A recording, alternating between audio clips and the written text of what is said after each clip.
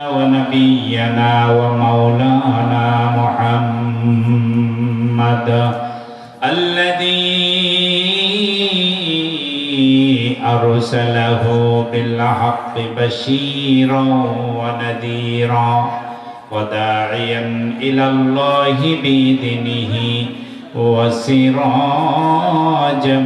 منيرا فقد قال الله تعالى في كلامه المجيد والفرقان الحميد সবাই আমার সাথে পড়ুন أعوذ بالله من الشيطان الرجيم بسم الله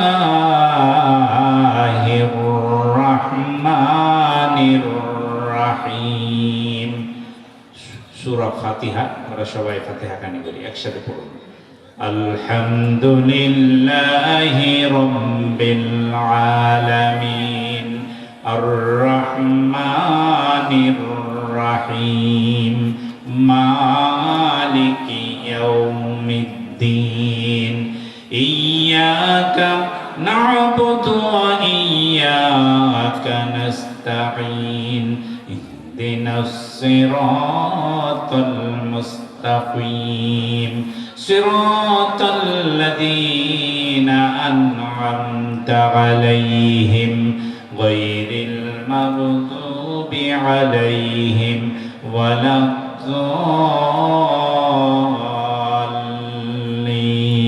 ওয়ালাদ-দাল্লিন وقال الله تعالى في كلامه المجيد أعوذ بالله من الشيطان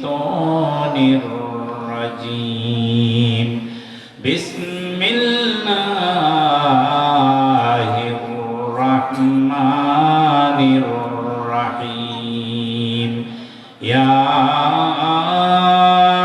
أيتها النفس المطمئنة ارجعي إلى ربك راضية مرضية فادخلي في عبادي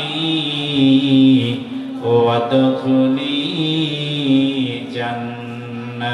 جنتي وفي رواية حديث عن أبي هريرة رضي الله تعالى عنه قال قال رسول الله صلى الله عليه وسلم إن لله أهلين من الناس قالوا يا رسول الله من هم قال رسول الله صلى الله عليه وسلم هم أهل القرآن وأهل الله خاصة أو كما قال عليه الصلاة والسلام رآه ابن ماجه وقال الله تعالى في شأن رسول الله صلى الله عليه وسلم بالقرآن الكريم إن الله وملائكته يصلون على النبي يا أيها الذين آمنوا صلوا عليه وسلموا تسليما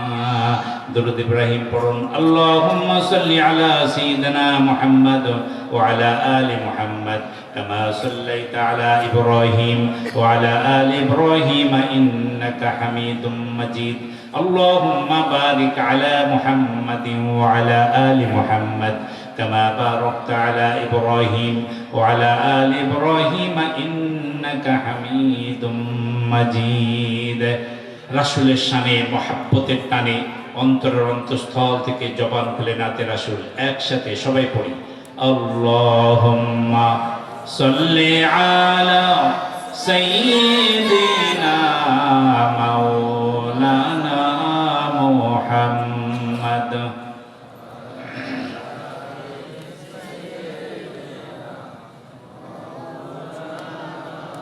আরবের বুকে মক্কা নগরী যেথায় মা আমিনার ঘর আল্লাহর করুণা কাউসার হয়ে ঝরেছে বারংবার।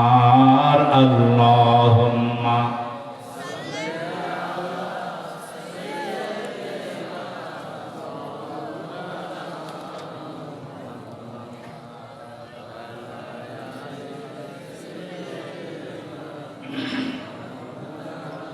সম্ভব নহে গো তব গুণগান, ওরে তা যেমন তুমি গুণী, আল্লাহর পরে তুমি শ্রেষ্ঠ, সংক্ষেপে মোরা জানি। আল্লাহুম্মা সাল্লি আলা সাইয়্যিদিনা মাওলানা মুহাম্মদ।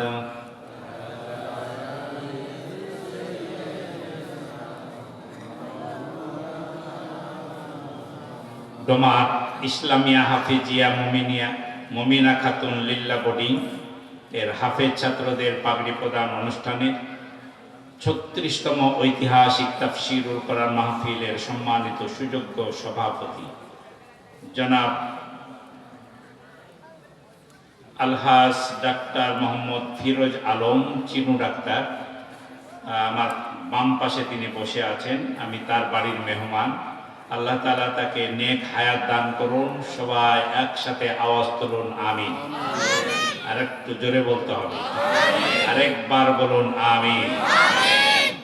এতক্ষণ দীর্ঘক্ষণ আমার বড় ভাই হযরতুল আল্লাম পরম শ্রদ্ধেয় জনাব আলহাজ আব্দুল হামিদ হুসাইনি, যার হাত ধরে আমি ওয়াজের মাঠে এই নীলফামারী ডোমারে আসার সুযোগ পেয়েছি, আমার সেই বড় ভাইকে আল্লাহ তাআলা নেক হায়াত দান করুন। সবাই একসাথে বলুন আমিন।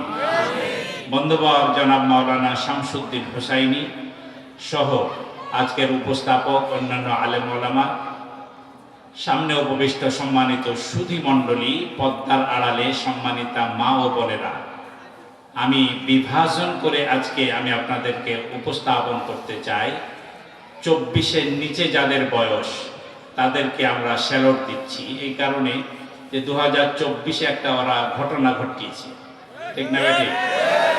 আজকে এই 2024-এর এইসব মুক্তিযোদ্ধাদেরকে আমরা অন্তরের অন্তঃস্থল থেকে অভিনন্দন জ্ঞাপন করছি। আল্লাহ তাআলা তাদেরকেও নেক হায়াত দান করুন। আওয়াজ করুন আমিন। যারা এই বিপ্লব অভ্যুত্থান ঘটাতে গিয়ে শহীদ হয়েছে, জীবন দিয়েছে, আহত হয়েছে, হসপিটাল ক্লিনিকে পড়ে আছে, আল্লাহ তাআলাদেরকে পরিপূর্ণ শিফা দিন। যারা শহীদ হয়েছেন তাদেরকে শাহাদাতের মর্যাদা দান করুন। আরো জোরে বলুন আমিন।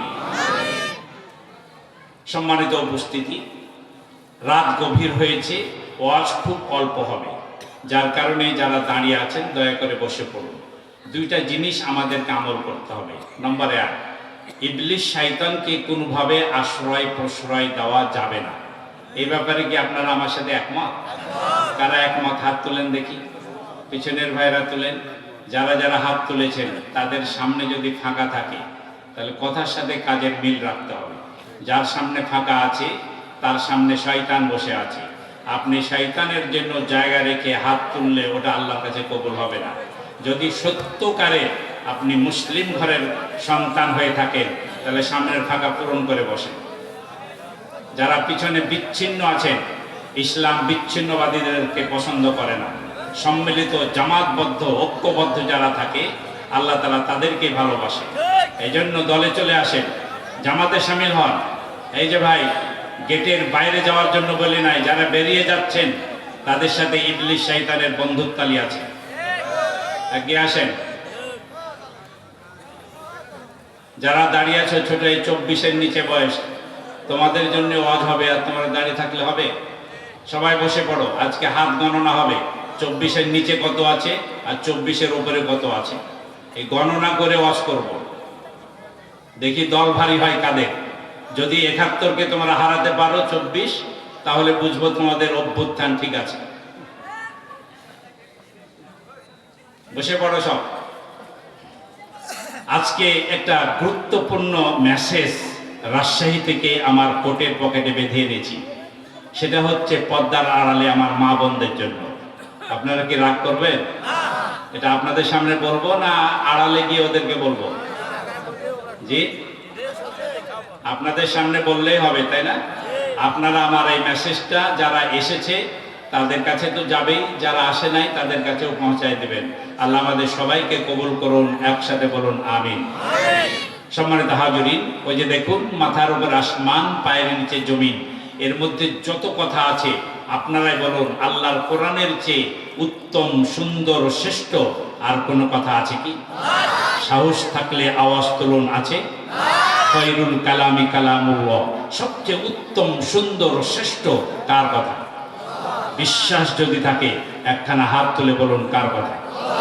আজকে এই ডোমার ইসলামিয়া হাফিজিয়া মাদ্রাসা মাঠে যদি আল্লাহর কথা, কোরআনের কথা আলোচনা করা হয়, আপত্তি আছে কারো? আওয়াজ তুলুন, আছে? আমি বলবো থাকতে পারে তার, যে হলো ইবলিস শয়তানের চাচাতো ফুফাতো ভাই। আল্লাহ আমাদেরকে শয়তান মুক্ত হওয়ার তৌফিক দিন। আওয়াজ তুলুন আমিন। আর একটু জোরে বলেন না আমিন। এই ডোমার উপজেলায় শয়তান বা শয়তানের চেলা চামচা এগুলো কিছু আছে? আমরা 5ই আগস্ট সবকে তাড়াই দিয়েছি। এটা কি ডোমারে আছে নাকি? থাকলেও কিছু ঘুপটি মেরে অন্ধকারে ওই হুতুম পেঁচার মতো, শ্রীগালের মতো লুকায় আছে। আওয়াজ তুলুন, ঠিক না বেঠিক? আমরা আজকের এই শয়তান মুক্ত এই ময়দানে আল্লাহর কোরআন নির্বিচারে কথা বলবো, কিন্তু জেনে রাখুন এই পৃথিবী কখনো শয়তান মুক্ত হবে না। কি বলেন, হবে? কারণ শুরু থেকে শেষ পর্যন্ত ওকে আল্লাহ হায়াত দিয়ে দিয়েছে। ও আপনার রন্ধ্রে রন্ধ্রে ঢুকবে, আপনার শিরায় শিরায় যাবে, আপনার অলিতে গলিতে ঘুরবে, আপনার ইবাদতের মধ্যে ঢুকবে, মসজিদে যাবে, ওই টঙ্গীর ইজতেমা মাঠে ঢুকবে, সর্বত্র ঢুকে ফিতনা ফাসাদ সৃষ্টি করে, দেশের মধ্যে অরাজকতা সৃষ্টি করে আপনাকে আমাকে ধোঁকা দিয়ে বোকা বানিয়ে কোরআন থেকে দূরে সরিয়ে রাখার জন্য ইবলিস শয়তান এবং তার অনুসারীরা বহু রকমের চক্রান্তে লিপ্ত আছে। আজকে ডোমারে উপস্থিত মুসলিম জনতা, আমি আপনাদের কাছে জানতে চাই, আপনারা কি ইবলিস শয়তানের ধোঁকায় পড়তে রাজি আছেন? আওয়াজ তুলে বলেন রাজি আছেন? কে কে রাজি? হাত তোলেন। তাও তো ডোমারের কিছু মানুষ রাজি আছে। জি, আমাদের না বুঝেছে ওটা ঝুলে না ভুলে। বাঙালির একটা অভ্যাস আছে, সেটা হলো ঝুলে চলে। যখন যেদিকে ঝুল মারে ওটাকে না পার করা পর্যন্ত আর ছাড়ে না।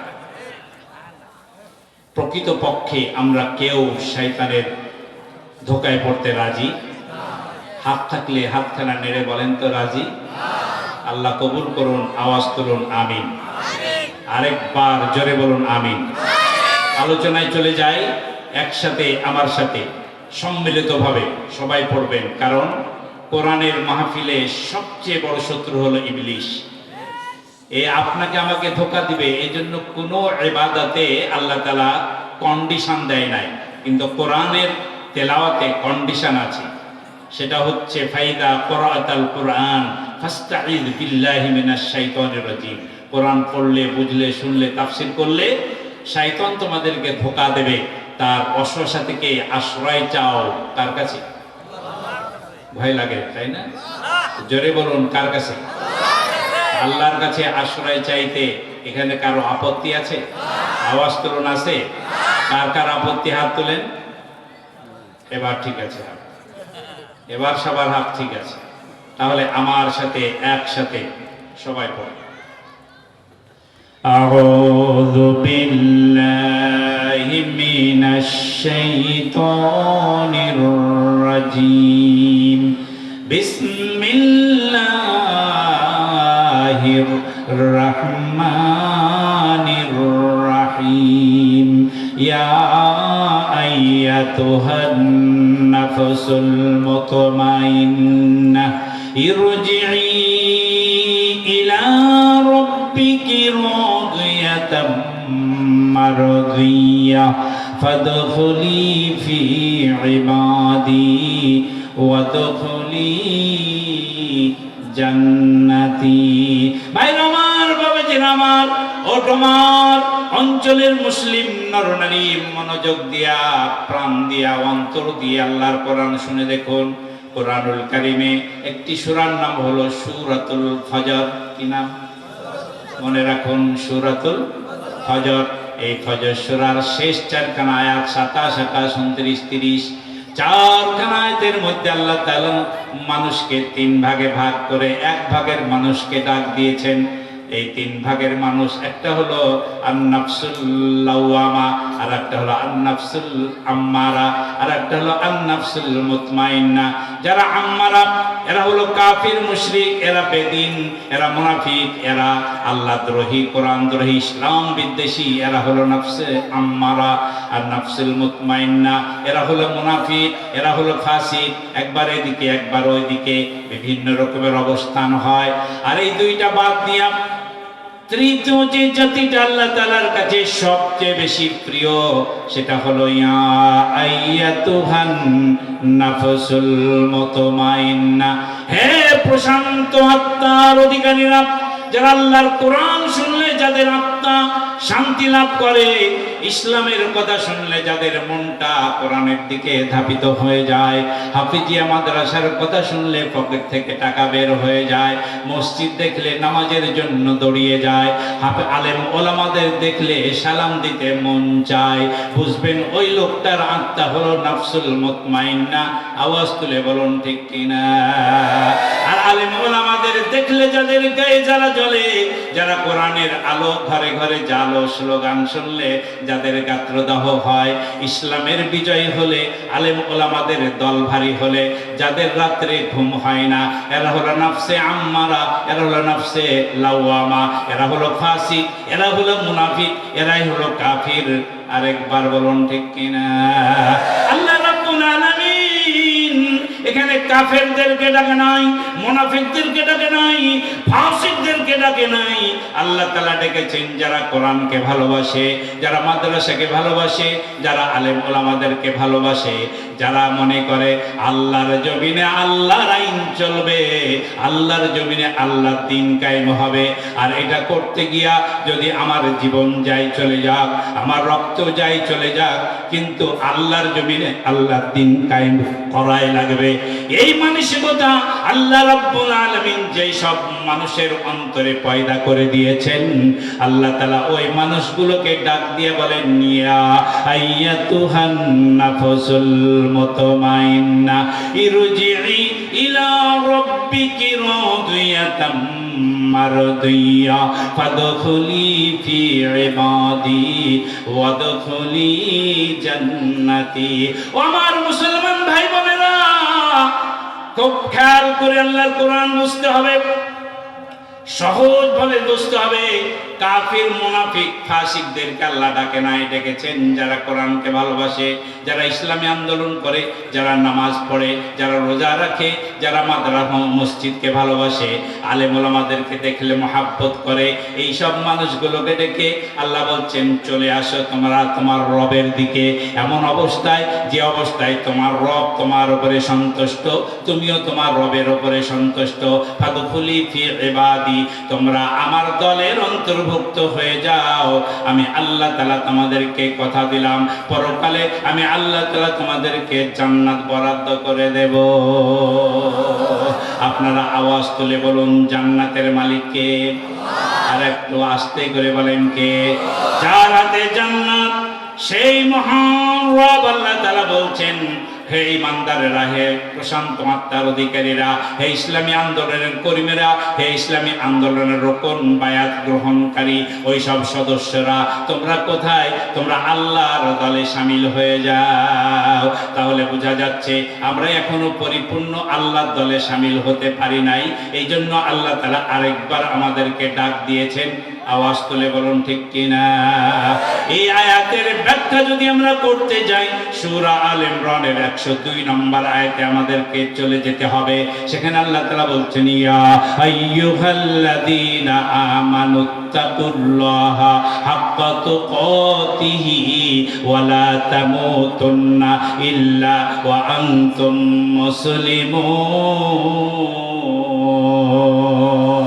মুসলিমুন। হাত থাকলে দুইখানা হাত তুলে আওয়াজ তুলুন আল্লাহু আকবার। ভাইরা আমার, বাবাজিরা আমার, আল্লাহ তাআলা বলেন, হে ঈমানদারেরা, এখানে ঈমানদার ছাড়া বেঈমান কেউ আছেন নাকি? হাত তুলেন তো। বেঈমান কেউ আছে এখানে? নাই, সবাই ঈমানদার। বলেন আলহামদুলিল্লাহ। আর একটু আস্তে করে বলেন যেন কেউ শুনতে পারে। ডোমারের মানুষের গলার আওয়াজ কমে গেছে। হুসাইনি ভাই চা খাওয়ান। ভাইরা আমার, বাবাজিরা আমার, প্রিন্সিপাল সাহেব চায়ের আয়োজন করছে। বলেন আলহামদুলিল্লাহ। সবাই নিজ নিজ বাড়িতে যে খেয়ে নেবেন। ভাইরা আমার, বাবাজিরা আমার, আল্লাহ তাআলা ঈমানদারদেরকে ডাক দিয়ে বলে, আল্লাহকে ভয় করো আর হাক্কা তুকাতিহি, যেভাবে ভয় করা দরকার সেইভাবেই ভয় করো। আর কি হোক, তোমরা মুসলমান না হয়ে মরিও না। তাহলে ঈমানদার সবাই কি মুসলমান? সবাই মুসলমান নয়। তাহলে ঈমানদার হলেই যে মুসলমান হবেন তা নয়। ইসলামী আন্দোলন করলেই যে আপনি মুসলমান হবেন তা নয়। আপনি মাদ্রাসা মসজিদের খেদমত করলেই যে মুসলমান হয়ে যাবেন তা নয়। মুসলমান হতে হলে নিজ আকীদার উপরে প্রতিষ্ঠিত হতে হবে। আপনাকে আল্লাহর রুবুবিয়ত, আল্লাহর উলুহিয়তের উপরে প্রতিষ্ঠিত হতে হবে। এজন্য যদি আপনার জীবন চলে যায়, চলে যাবে, কিন্তু কোনোভাবেই সেখান থেকে নড়া যাবে না, টলা যাবে না। এই ঈমান আকীদা যারা ধারণ করবে তারাই হবে মুসলিম। আওয়াজ তুলে বলুন ঠিক কিনা?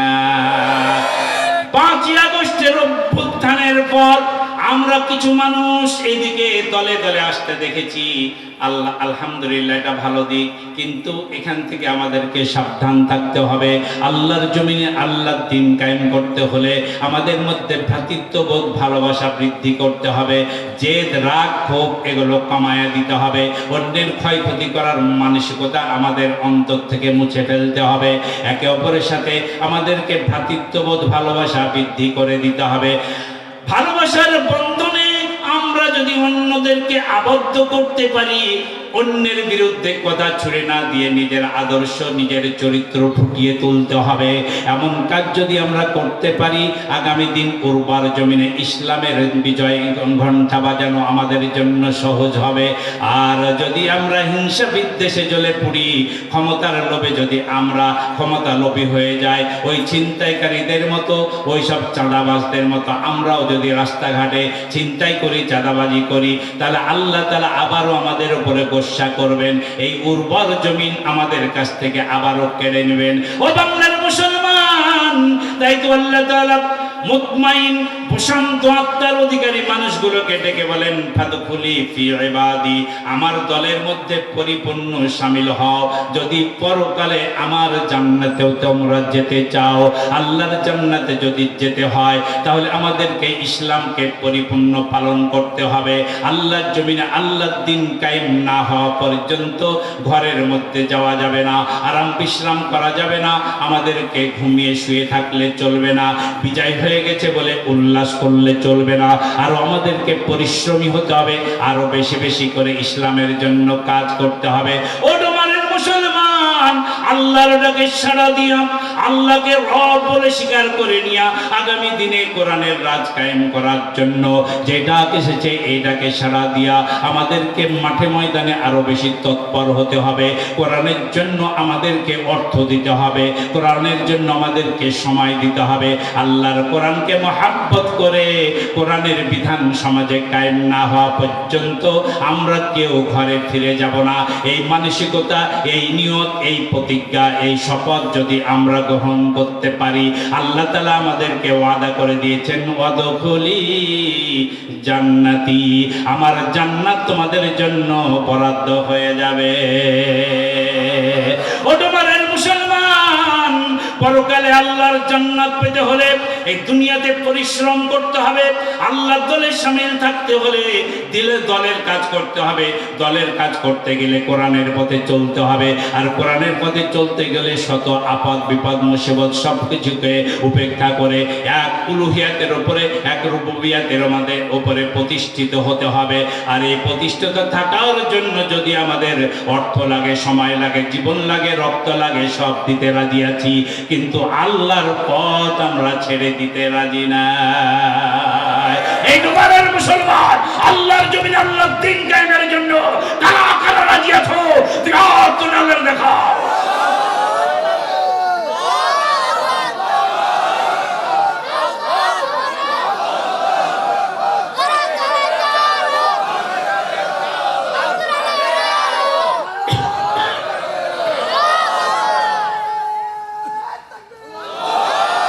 ভাইরা আমার, বাবাজিরা আমার, এই আয়াতখানা যেদিন নাজিল হয়েছিল আমার নবীজির পাশে হযরত আবু বকর সিদ্দিক রাদিয়াল্লাহু তাআলা আনহু সাহাবীদের মধ্যে 1 নম্বর সাহাবী, ঠিক না বেটি? আর আল্লাহর নবীর পরে প্রথমেই আল্লাহ তাআলার দরবারে আমার নবীজি হযরত আবু বকরকে দাঁড় করাবেন। আবু বকরকে দিয়ে হিসাব শুরু হবে। তাহলে আমার নবীর পরে জান্নাতি বলে ঘোষণা পাবেন, জান্নাতে যাওয়ার সুযোগ পাবেন যেই ব্যক্তিটা, তার নাম হলো হযরত আবু বকর সিদ্দিক রাদিয়াল্লাহু তাআলা আনহু। তিনি আমার নবীর পাশে বসে আছেন। আয়াতখানা যখন নাজিল হয়েছে হযরত আবু বকরের চোখে পানি চলে এসেছে। তিনি কাঁদতে শুরু করে বলেন, মা হাসানা হাদা ইয়া রাসূলুল্লাহ, ওগো নবী,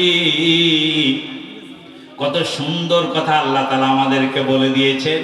আমার জান ঠান্ডা হয়ে গেল, প্রাণ জুড়ায় গেল। এত সুন্দর কোরআনের আয়াত আমি কোনোদিন আমি শুনি নাই।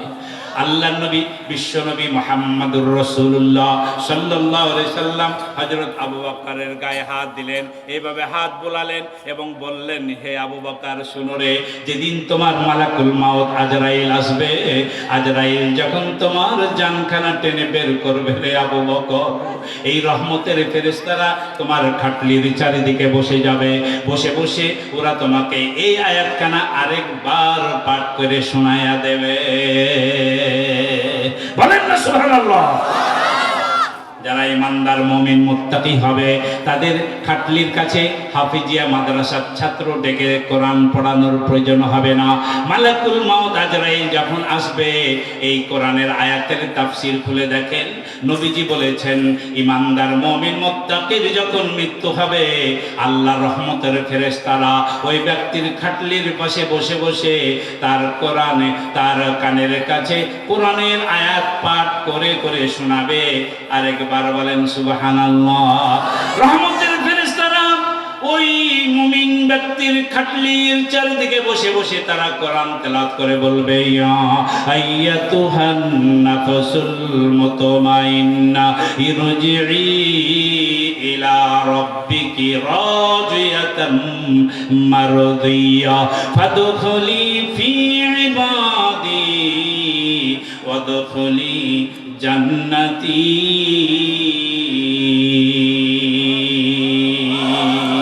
মুসলমান দুইখানা হাত তুলে আরেকবার আওয়াজ তুলুন, আল্লাহু আকবার। বাজিছে দা মামা বাদরে মামা, বাজিছে দা মামা বাদরে মামা, শির উঁচু করি মুসলমান, দাওয়াত এসেছে নয়া জামানাই, ভাঙ্গা কেল্লায় উড়াও নিশান, মুখেতে কালেমা হাতে তলোয়ার, বুকে ইসলামের যশ দুরবার, হৃদয়ে লইয়া ইশক আল্লাহর, চল চল আগে চল বাজে বিশান, ভয় কিরে তোর গলায় তাবিজ, ভয় কিরে তোর গলায় তাবিজ, বাধা যে রয়েছে পাক কোরআন, বাজিছে দামামা বাদরে মামা, শির উঁচু করি মুসলমান। আরেকবার দুইখানা হাত তুলে একসাথে বলুন আল্লাহু আকবার। ভাইরা আমার, বাবাজিরা আমার, মরণকালে রহমতের ফেরেশতারা আমার লাশে, আমার খাটলির চারপাশে কোরআন পড়ে শোনাক। এটা কি আপনারা চান? কে কে চান একটু হাত তুলেন এবার। যার দুইখানা আছে দুইখানাই তুলেন, যারা মঞ্চে আছেন চেয়ারে আছেন সবাই তুলেন। যদি মরতে চান হাতখানা তুলে আল্লাহকে দেখায়া দেন। রহমতের ফেরেশতারা এসে ওই মৃত্যুর পূর্বক্ষণে কোরআন পাঠ করে শোনাবে।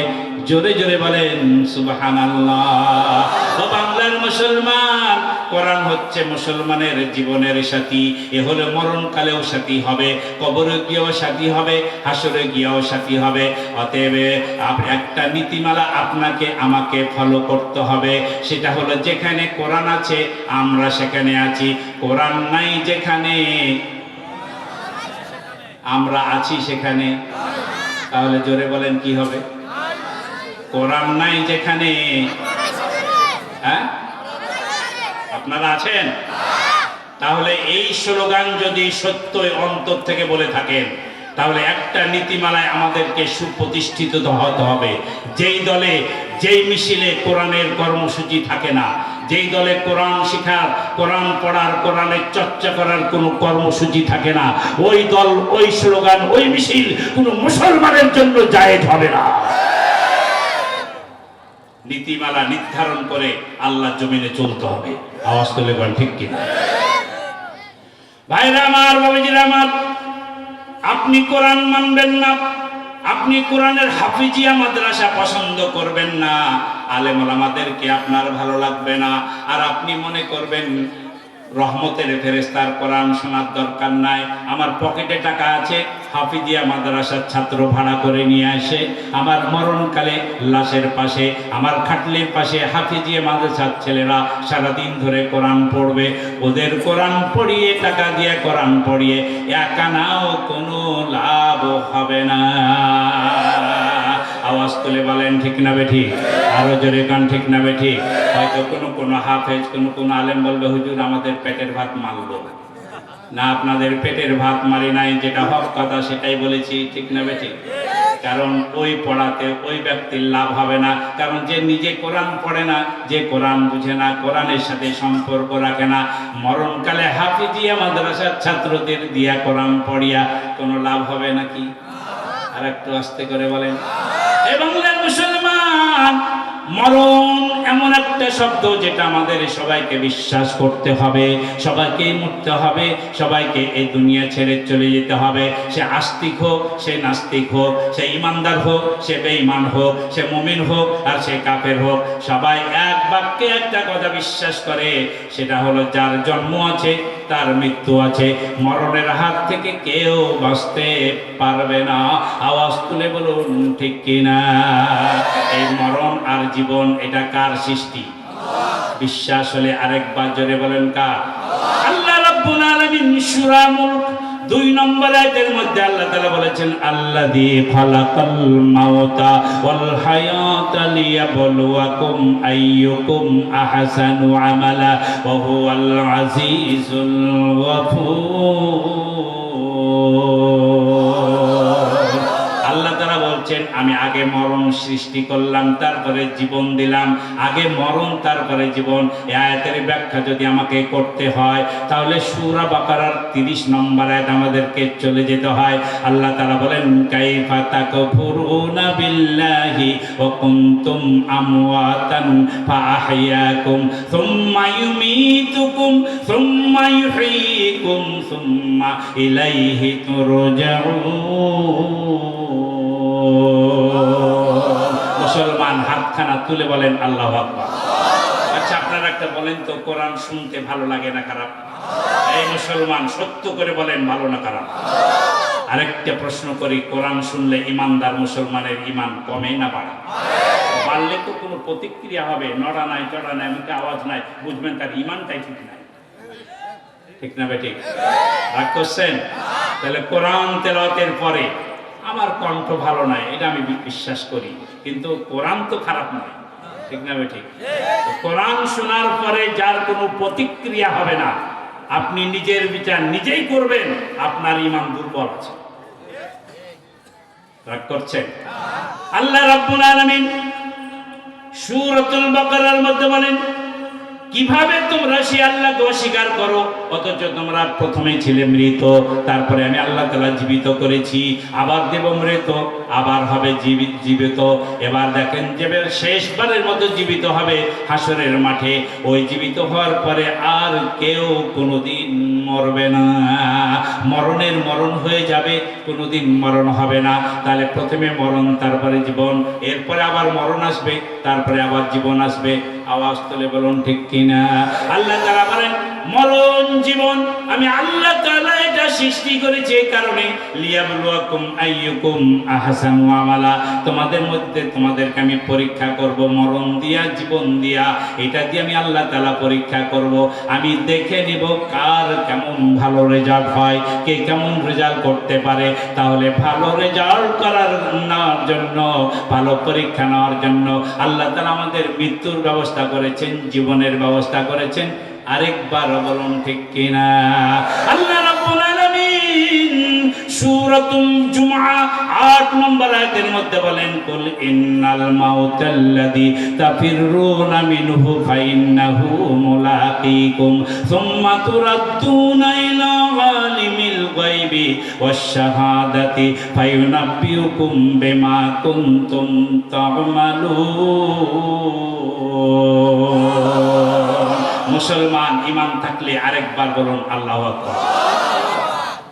হে নবী, আপনি বলে দেন নিশ্চয় প্রত্যেককে মৃত্যুর স্বাদ গ্রহণ করতে হবে, মরণের মোকাবেলা করতেই হবে। মরবে না এমন কোন মানুষ দুনিয়াতে আছে নাকি?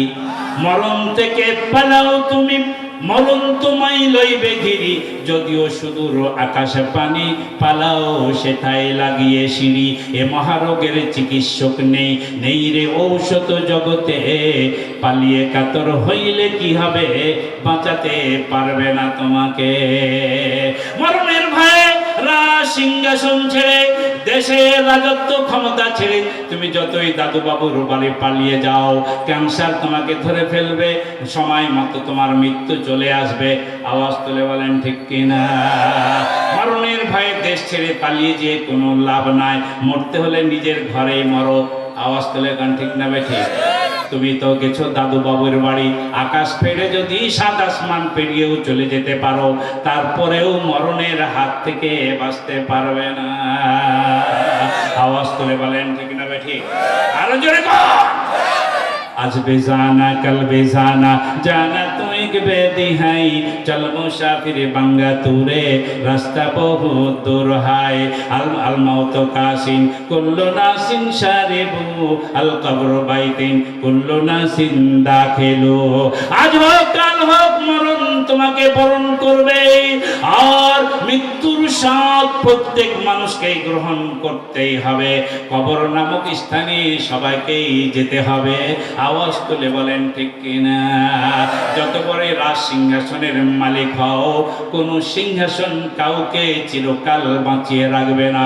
তাকিয়ে দেখো ফেরাউনের দিকে, যদি বিশ্বাস না হয় চলে যাও এখনো মিশরের কায়রো শহরে, সেখানে গিয়ে দেখে আসো কাচের ঘরের মধ্যে বিরাট সম্পদশালী, অর্থশালী, ক্ষমতাধর সেই ফেরাউনের লাশ এখনো বিদ্যমান রয়েছে। আওয়াজ তুলে বলেন ঠিক কিনা? চলে যাও ইরাকে, ইরাকের বাগদাদ টাউন থেকে 80 কিলোমিটার দূরে ব্যাবিলন নামে একটা ধ্বংসস্তূপ টাউন আছে। এই টাউনের মালিককে আল্লাহ তাআলা এত বড় ক্ষমতা দিয়েছিল, গোটা পৃথিবীর সে রাজত্ব করেছিল। একদিন, 2 দিন, 3 দিন নয়, 400 বছর ধরে গোটা পৃথিবীর রাজা ছিল। তার নাম ছিল নামরুদ। এই নামরুদের অবস্থাটা তোমরা যে দেখে আসো। একটা ন্যাংরা মশা দিয়া আমি তার চিরকালের বিদায় করে দিয়েছি। শুধু তার বিদায় করি নাই, তার গোটা টাউনটাকে এমন ভাবে গজব দিয়ে ধ্বংস করে দিয়েছি। এই ধ্বংসস্তূপ কিয়ামত পর্যন্ত থাকবে, কিন্তু এই টাউন সংস্কার করে ওখানে কেউ বাস করার কোনো মানসিকতা কোনো মানুষের অন্তরে পয়দা হবে না। গজবের জায়গা যে দেখে আসেন, ইরাক থেকে 80 কিলোমিটার দূরে, বাগদাদ শহরের 80 কিলোমিটার দূরে ব্যাবিলন টাউন এখন আছে। এসব ইতিহাস বিশ্ববাসীর কাছে ক্লিয়ার। আওয়াজ তুলে কর ঠিক না? এজন্য আল্লাহ রাব্বুল আলামিন কোরআনুল কারীমে ভালো করে শুনেন, এক কথা 3 বার বলেছেন। কয়বার? এক কথা আল্লাহ 3 বার বলেছেন। সূরা আলে ইমরানের 185 নম্বর আয়াত আল্লাহ তাআলা বলেন, কুল্লু নাফসিন যায়িকাতুল মাউত ওয়া ইন্নামা তুওয়াফাউনা উজুরাকুম ইয়াওমাল কিয়ামাতি ফামান যুহজিহা আনিন নারি ওয়া উদখিলাল জান্নাতা ফাকাদ ফাজ ওয়া মাল হায়াতুদ দুনিয়া ইল্লা মাতাউল গুরুর।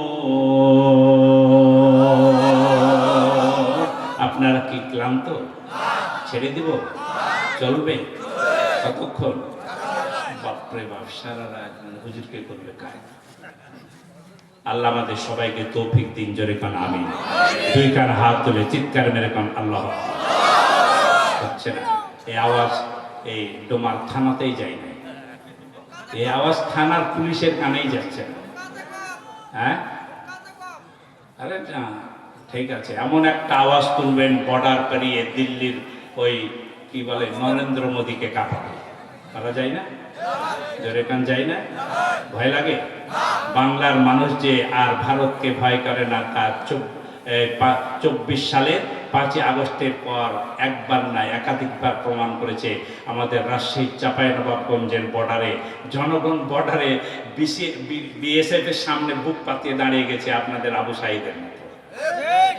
রাজশাহী আপনার চাঁপাইনবাবগঞ্জের বর্ডারে গুলি করবা করো, আমার 1 ইঞ্চি মাটি ভারতকে আমরা ছেড়ে দেব না। এর নাম বাঙালি, ঠিক না বেঠিক?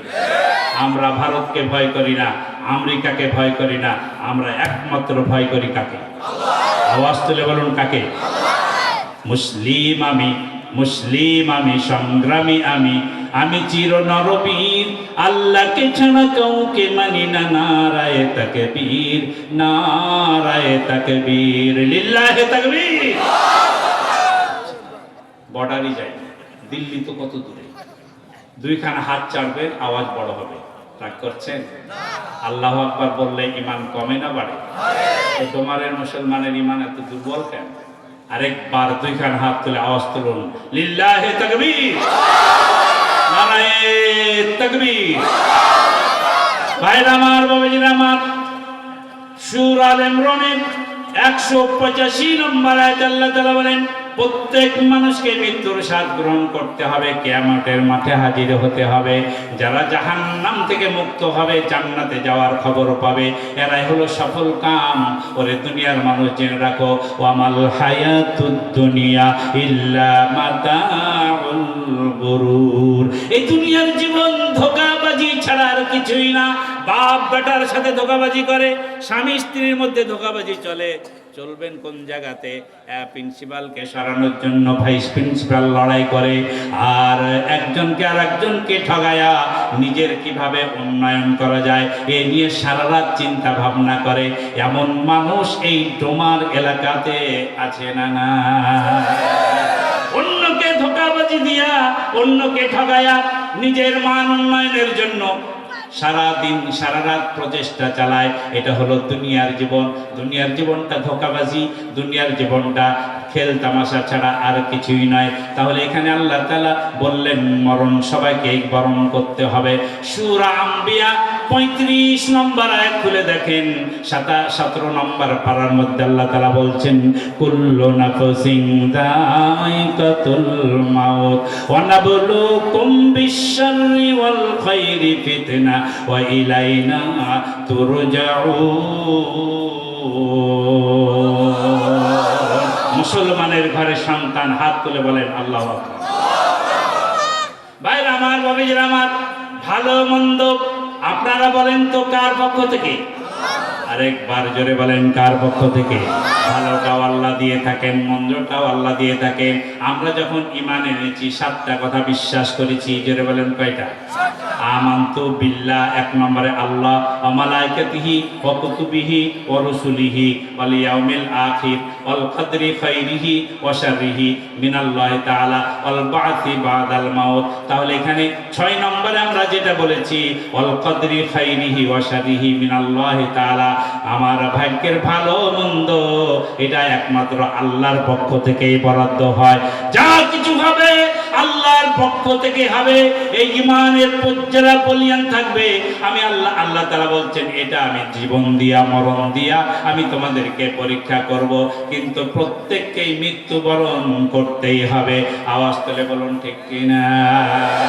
21 নম্বর পারা 3 নম্বর পৃষ্ঠা সূরা আনকাবুতের 58 নম্বর আয়াতের মধ্যে একই কথা আল্লাহ বলেন, কুল্লু নাফসিন যায়িকাতুল মাউত সুম্মা ইলাইনা তুরজাউন।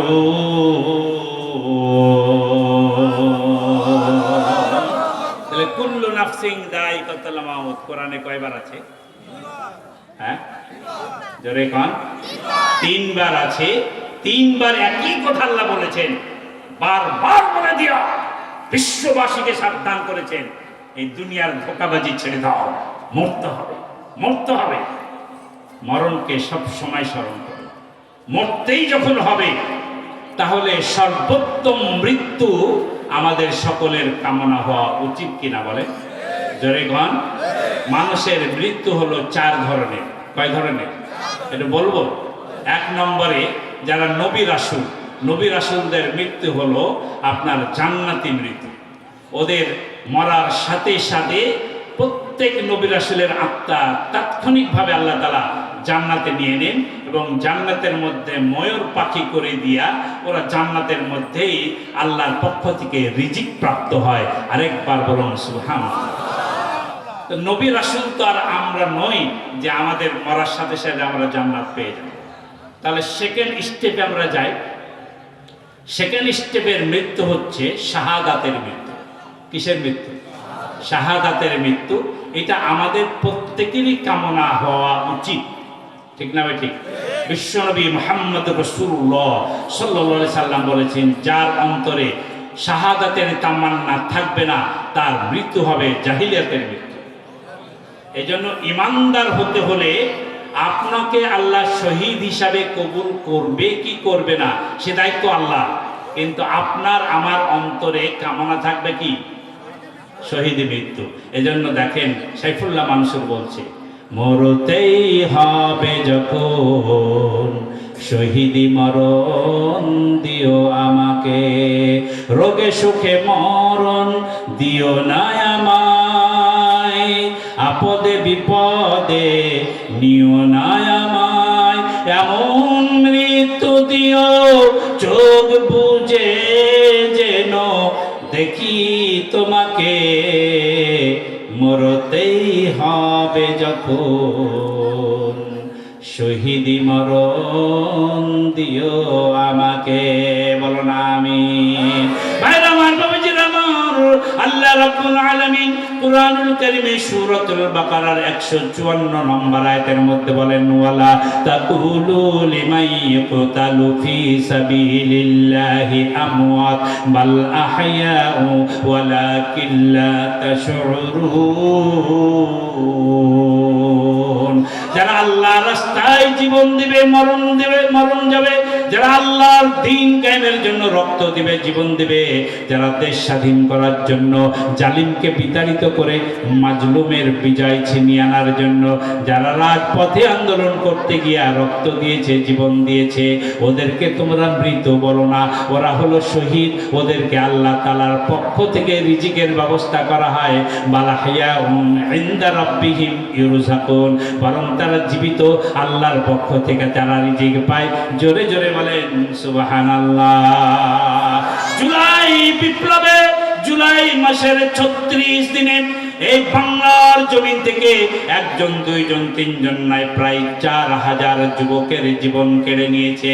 আমার এই ছোট ছোট ছাত্র ভাই বোনদের যাদের জীবন, যাদের বুকে বুলেট লেগেছে, এদের মরার কি কারণ ছিল? তাদের একটাই দাবি ছিল, জালেমকে সরিয়ে দিয়া মাজলুমের বিজয় আনতে হবে। এই জালেমকে দেশের ক্ষমতায় আর কেউ দেখতে চায় না। এক দফা এক দাবি, জালেম তুই কবে যাবি? এই আন্দোলন করতে গিয়ে যারা রক্ত দিল, জীবন দিল, ইসলাম বলছে, কোরআন বলছে, এরাই হলো শহীদ।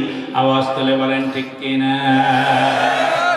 এখন আমাদের দেশে শহীদ শব্দটা যেন রাজনৈতিক শব্দ হয়ে গেছে।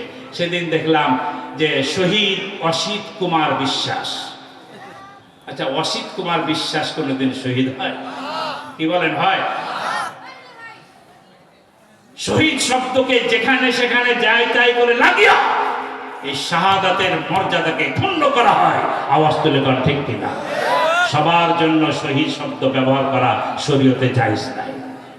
যারা শুধুমাত্র আল্লাহর কোরআনের জন্য, ইসলামের জন্য, দেশ এবং জাতির জন্য, জাতির কল্যাণের জন্য রক্ত দিবে, জীবন দিবে, তারাই হবে শহীদ। আর এই শাহাদাতের মর্যাদা আল্লাহর কাছে সবচেয়ে প্রিয়।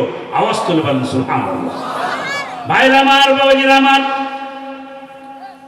যারা শহীদ হয় তাদের যখন আত্মা কবজ করা হয়, কোরআনের মধ্যে হাদিসের মধ্যে বর্ণিত হয়েছে, আল্লাহ রহমতের ফেরেশতারা ওই ব্যক্তির চোখের সামনে জান্নাতের দরজা খুলে দেয়। ওই সব শহীদেরা জান্নাত সরাসরি ডাইরেক্ট দেখতে পায়। যখন তাদেরকে কোড়াল দিয়া হাতুড়ি দিয়ে পিটানো হয়, বুকে যখন বুলেট মারা হয়, লাথি মারা হয়, ফাঁসির কাস্টে ঝুলিয়া ফাঁসি দেওয়া হয়, কিন্তু তার কোনো যন্ত্রণা থাকে না, কোনো কষ্ট থাকে না। সব কষ্টগুলো লাঘব হয়ে যায়, কারণ তাদের চোখের সামনে আল্লাহর জান্নাতের দরজা ওপেন হয়ে যায়। সামনে চোখে যদি জান্নাত দেখতে পান, পিছনে কি হচ্ছে ওটার দিকে তাকানোর কোনো সময় থাকবে নাকি? আওয়াজ তুলে বলেন থাকবে? আমার একটা ছোট্ট কালের গল্প মনে পড়ে। 5 থেকে 7 বছর বয়স, সুন্নতে খাতনা হবে, এখনো হয় তাই না? কিন্তু আগের যুগে বাড়িতে হতো, এখন হসপিটাল ক্লিনিকে হয়। তো বাড়িতে খলিফা বা ওস্তাদজি এসেছে, এখন আমার আয়োজন হয়েছে। আমার বাবা করলো কি, একটা বড় প্লেটে অনেক রকমের ফল মূল মিষ্টি সাজিয়ে এইভাবে আমার সামনে, চোখের সামনে তুলে ধরে বলছে, বাবা এটা খাবা না ওটা খাবা, এটা খাবা না ওটা খাবা।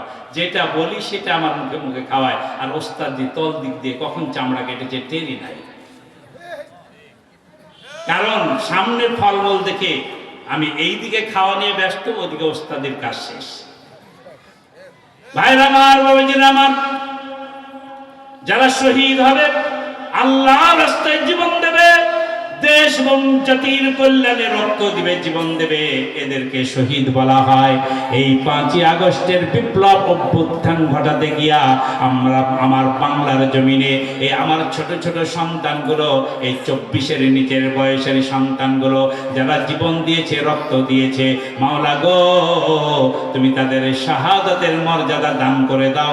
আওয়াজ তুলে বলুন আমিন। জালিমের বিজয় হয়েছে, মাজলুমের বিজয় হয়েছে, জালেমের বিদায় করে দিয়া মাজলুমের বিজয় এনেছে যারা, আমরা তাদেরকে চিরকাল মনে রাখবো। আওয়াজ তুলে বলেন ঠিক কিনা? এই শহীদি মৃত্যু হলো আপনার 2 নম্বর মৃত্যু। এটা আমাদের সকলের কামনা হওয়া উচিত, কারণ যারা শহীদ হবে এরা কোনোদিন মরবে না, আল্লাহর পক্ষ থেকে রিজিক প্রাপ্ত হবে। 2006 সালে ইরাকের দাজলা নদীর কিনারায় এক সাহাবীর কবর পড়ে গেল। হঠাৎ করে যখন নদীর ভাঙ্গনে কবরটা একেবারে নদীর ভাঙ্গনে একবারে কিনারায় পড়ে গেছে, ওই এলাকাবাসী গিয়ে দেখে লাশ অর্ধেকটা বের হয়ে গেছে। তারা হুড়া করে লাশটাকে তুলতে গিয়া অস্ত্রের আঘাত লেগেছে। ইতি আপনার পত্রিকার পাতায় প্রকাশিত হয়েছে।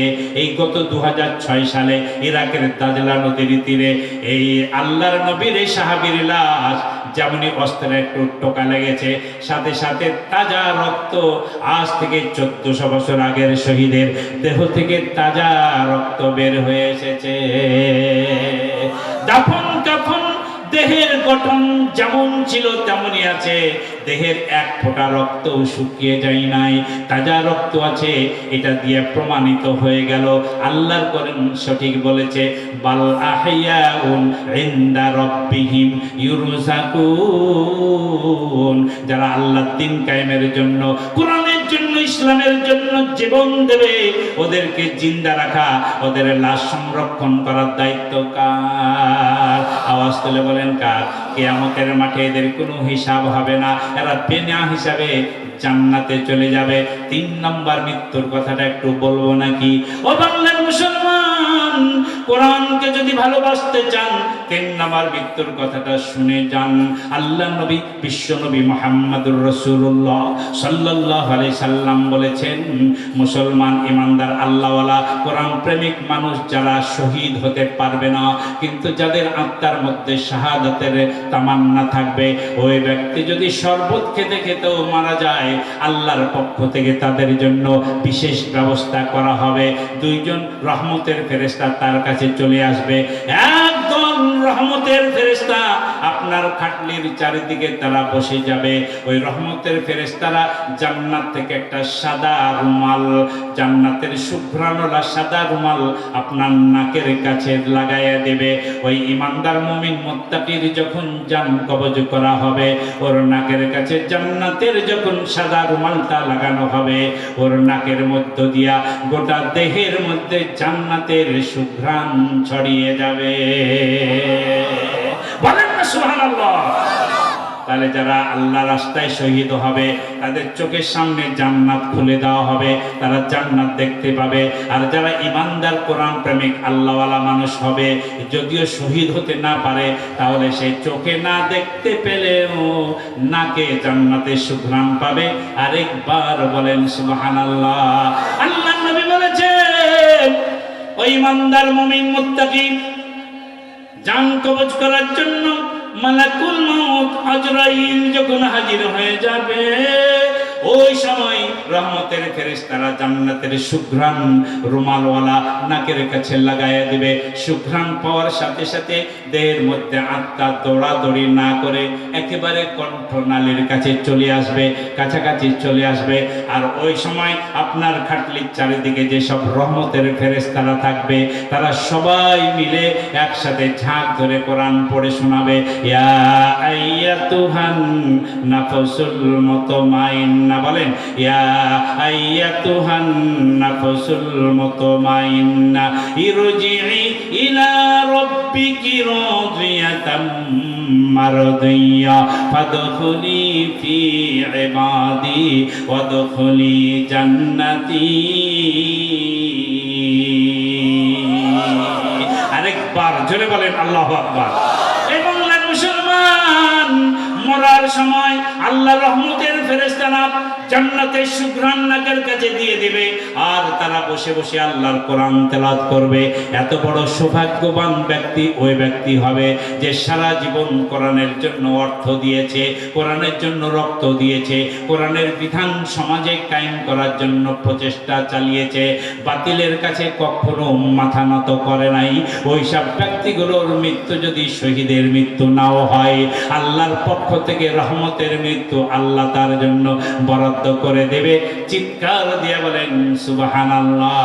আত্মা যখন বেরিয়ে যাবে রহমতের ফেরেশতারা প্রথম আসমানে যাবে, বলবে কার আত্মা? বলে অমুকের পুত্র অমুকের আত্মার সাথে সাথে দরজা খুলে যাবে। 1 2 3 4 5 6 7 খানা আসমান আপনার জন্য ওপেন হয়ে যাবে। আপনার আত্মাকে নিয়ে যাওয়া হবে জান্নাতুল ইল্লিয়ুন, সেখানে গিয়ে আপনার নাম রেকর্ড করা হবে। জোরে জোরে বলেন সুবহানাল্লাহ। তাহলে মরার পরে পরে আত্মাকে স্থান দিয়ে দেওয়া হবে জান্নাতুল ইল্লিয়ুন। এবার 4 নম্বরের মৃত্যুটা একটু আপনাদের বলবো নাকি? এই বাংলার মুসলমান ও ডোমারের মুসলমান খুব মনোযোগ দিয়ে আল্লাহর কোরআনের কথা আপনারা শুনতে এসেছেন। সূরা ফজরের শেষ 4খানা আয়াতের আমরা তাফসীর করতে গিয়া মরণের কথা আমরা একবার স্মরণ করে নেই।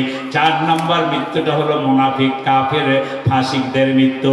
যখন কোনো মুনাফিক, যখন কোনো ফাসিক, যখন কোনো কাফেরের মৃত্যু হবে, কিছু গজবের ফেরেশতা আগমন করবে। ওদের হাতে একটা ময়লাযুক্ত কালো আলকাতরা মাখানো দুর্গন্ধযুক্ত একটা চট তারা হাতে নিয়ে আসবে, নিয়ে এসে তার নাকের কাছে ধরবে। এত দুর্গন্ধ, টয়লেটের যে ময়লা আবর্জনার ওই স্তূপের চেয়েও দুর্গন্ধ হবে। এই দুর্গন্ধে তার আত্মাটা দৌড়াদৌড়ি করবে, লাফালাফি করবে, কণ্ঠের কাছে আসতে চাইবে না।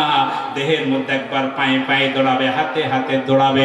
ফেরেশতা মালাকুল মাউত জান কবজ করার জন্য যখন আত্মাকে ডাক দেবে, সে আসতে চাইবে না, সে দেহের মধ্যে দৌড়াদৌড়ি করবে। কাল্লা ইদা বালাগাতিত তারাকি ওয়া কিলা মান রাক ওয়া যান্না আন্নাহুল ফিরাক আলতাফাতিস সাকু বিসাক। আল্লাহর কোরআন বলছে কখনোই না। যখন তার কণ্ঠের কাছে আত্মাটা চলে আসবে তখন ওর পায়ের সাথে পায়ে বেড় লেগে যাবে, হাত পা গুলো থরথর করে কাঁপতে থাকবে। এর কারণ হলো কোরআনের মধ্যে বলা হয়েছে ওয়ান্নাজিআতি গরকা ওয়ান্নাশিতাতি নাশতা। কিছু গজবের ফেরেশতা আপনার মুখ দিয়ে ঢুকে যাবে, দেহের গভীরে তারা ঢুকে গিয়া আত্মাকে টেনে আনার চেষ্টা করবে, আর আত্মাটা পালানোর চেষ্টা করবে। তখন কিছু গজবের ফেরেশতা পায়ের দিক থেকে লাঠি দিয়া পিটানি দেবে। র্যাবের হাতের লাঠি, পুলিশের হাতের লাঠি পিটানি যারা খেয়েছেন তারা কিছুটা টের পাবেন। সেনাবাহিনীর হাতের লাঠির পিটানির চেয়েও কঠিন পিটানি দেবে ওই আত্মা বের করার সময়। গজবের ফেরেশতারা পায়ে পায়ে লাঠি দিয়ে এমনভাবে পিটাবে, কোরআনের মধ্যে লেখা আছে পায়ের সাথে পায়ে বেড় লেগে যাবে, ওর মুখে পানি দিবেন, মানে পানি ভিতরে ঢুকবে না, আত্মাটা শুকিয়ে যাবে, চোখ দুটা উল্টে যাবে, হাত পা নাড়ানাড়ি করবে, ছটপট করবে। দেখবেন অনেক মানুষ মরণের সময় হাত পা ছটপট করছে, পায়ের সাথে পা বেড় লেগে যাচ্ছে, বুঝবেন তার উপরে গজব শুরু হয়ে গেছে। মালাকুল মাউত মৃত্যুর ফেরেশতারা গজব দিতে শুরু করেছে। এমন ভাবে মারবে রে ভাই, গোটা দেহটাকে মুমূর্ষ বানায়া দিয়া, নিথর করে দিয়া, একবারে মারতে মারতে গোটা দেহটাকে অচল করে দিয়া আত্মাকে কণ্ঠের কাছে নিয়ে আসবে।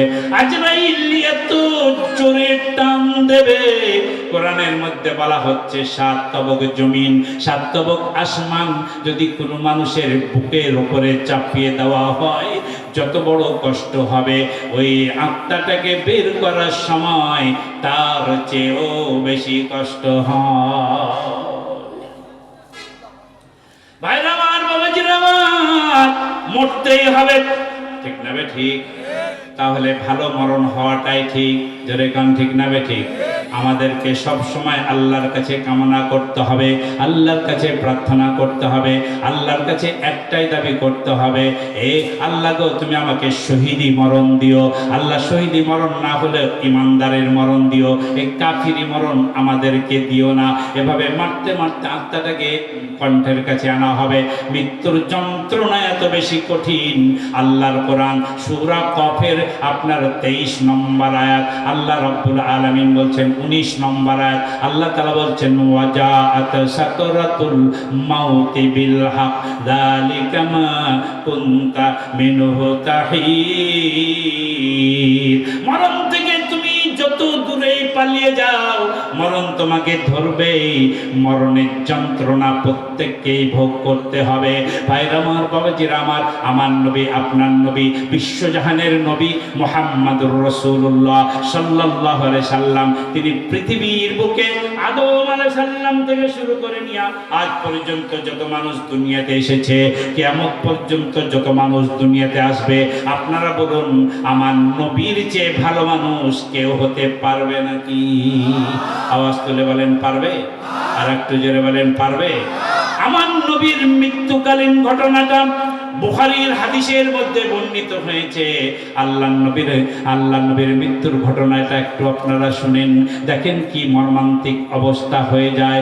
আল্লাহর নবী, বিশ্ব নবী মুহাম্মদুর রাসূলুল্লাহ সাল্লাল্লাহু আলাইহি সাল্লাম শুক্রবারে জুমার নামাজ পড়ে হঠাৎ করে তিনি বেহুঁশ হয়ে গেলেন। গায়ে 105 106 জ্বর উঠে যায়। আমার নবীর মাথায় পানি দিয়ে জ্বর থামে না।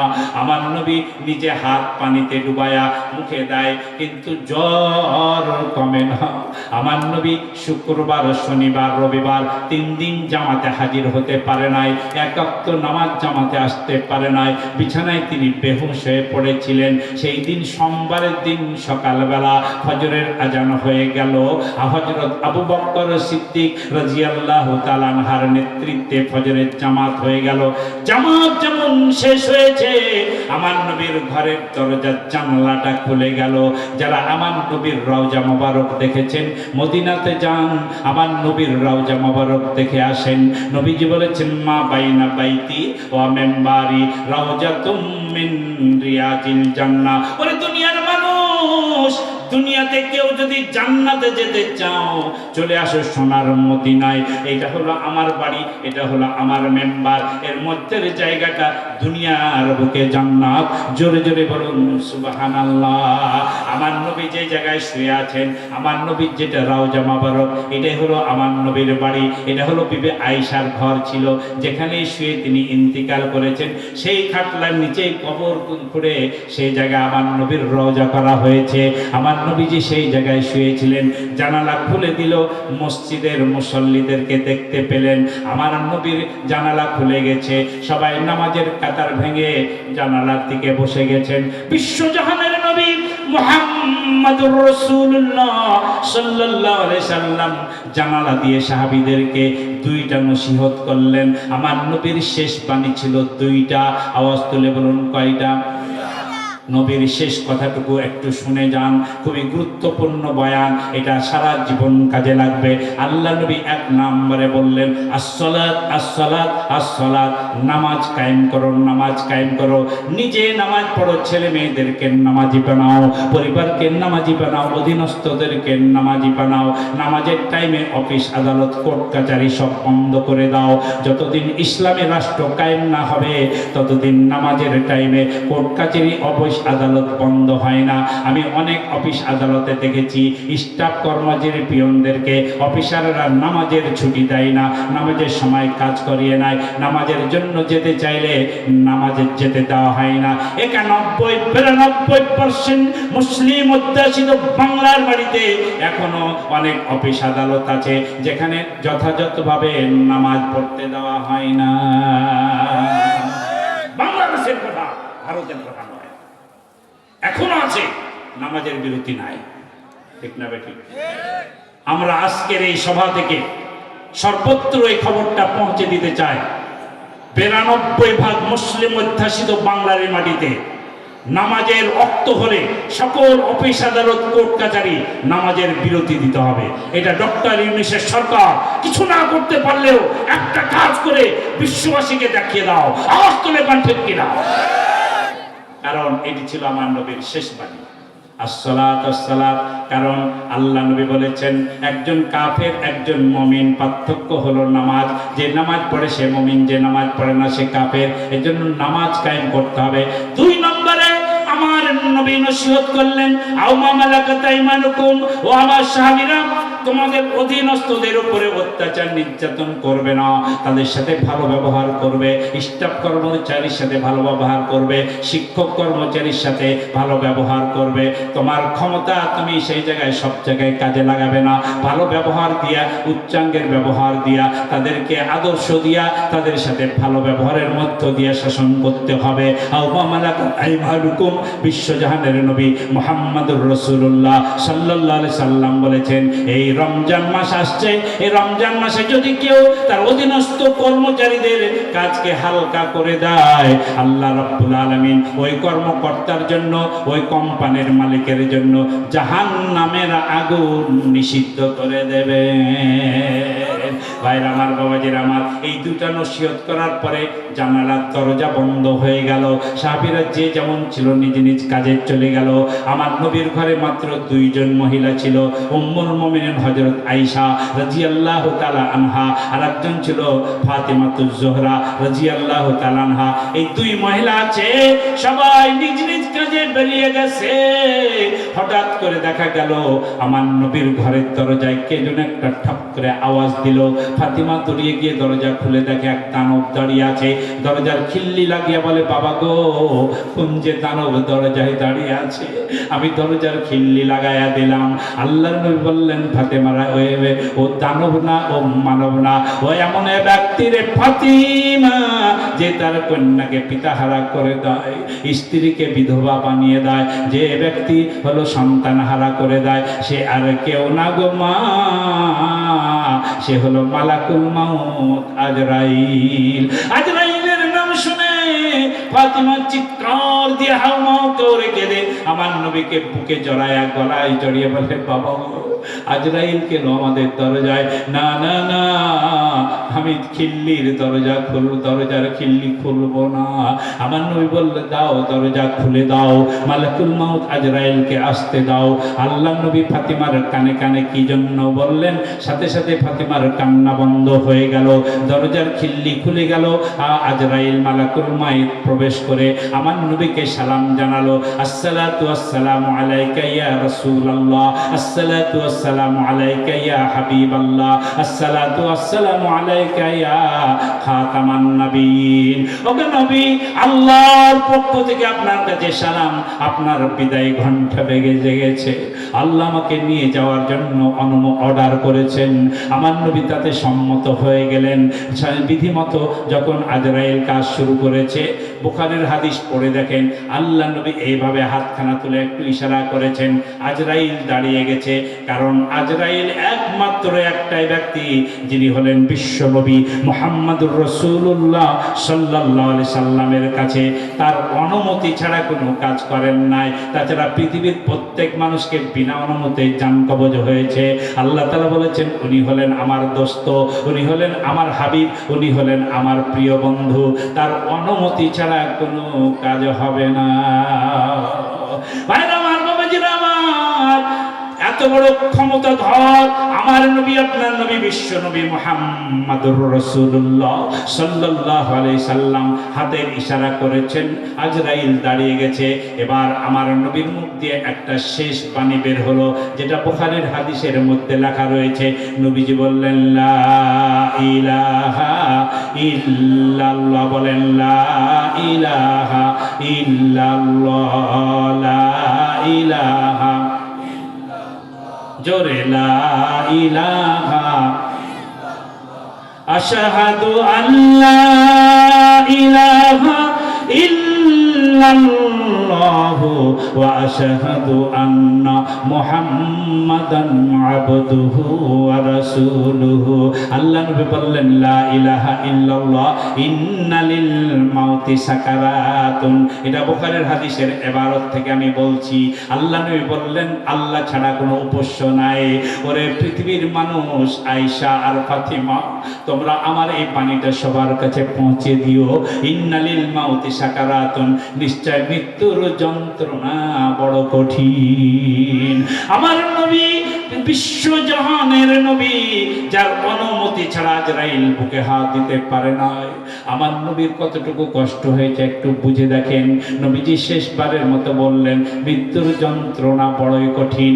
আপনি নবী হয়ে যদি এত কষ্ট হয়ে থাকে, আমরা সাধারণ ইমানদার মুমিন, আমাদের কতটুকু কষ্ট হবে রে ভাই। ও ইমানদার মুমিন, মুত্তাকি ইমানদার নারীরা, ও মা বোনেরা, ভালো করে মনোযোগ দিয়ে শুনেন।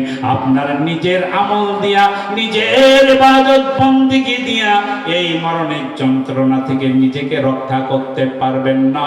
পরকালে জাহান্নাম থেকেও নাজাত পাবেন না।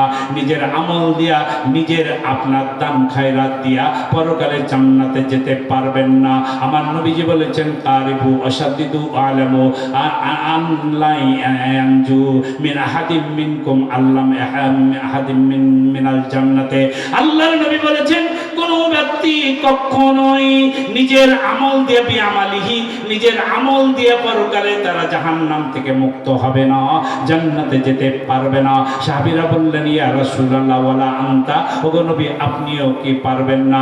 বলু ইয়া রাসূলুল্লাহ, রাসূল সাল্লাল্লাহু আলাইহি সাল্লাম বললেন, না না, আমিও পারবো না। ইল্লা আইয়াতাহুম্মাদানি আল্লাহু বিরহমাতিম মিনহু ওয়া ফাজলিম মিনহু। আমার নবী বলেছেন, আল্লাহর রহমত ছাড়া, আল্লাহর অনুগ্রহ ছাড়া কেউ কোনোদিন পরকালে নাজাত পাবে না। ও বাংলার মুসলমান, ভালো করে শুনে যান। আল্লাহর কোরআনকে মহাব্বত করবেন, আল্লাহকে মহাব্বত করা হবে।